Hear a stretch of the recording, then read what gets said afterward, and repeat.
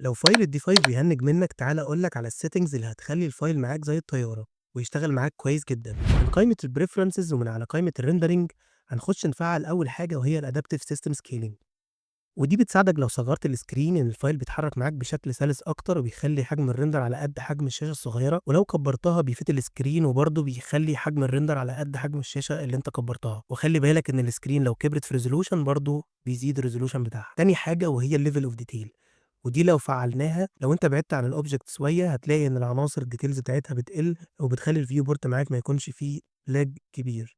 تالت حاجه وهي السوبر ريزولوشن، والسوبر ريزولوشن دي ميزه جميله جدا في كروت انفيديا وهي DLSS. دي بتساعدك ان انت تخلي الفريمز تزيد معاك بشكل كويس جدا، كمان هتزود او هتخلي الفايل يكون معاك اكثر سلاسه.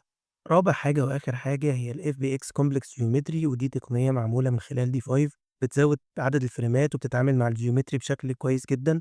هتلاحظ حتى عندي في الفيو بورت هتلاقي ان الفريمز زادت من 38 فريم ل 58 فريم تقريبا او 52 فريم تقريبا، وده رقم مميز جدا وكويس جدا هيسهل عليك الشغل والحركه جوه الفيو بورت. وكده يبقى انا عرفتك السيتنجز اللي هتخلي الفايل معاك سريع جدا وسلس جدا جوه الدي 5.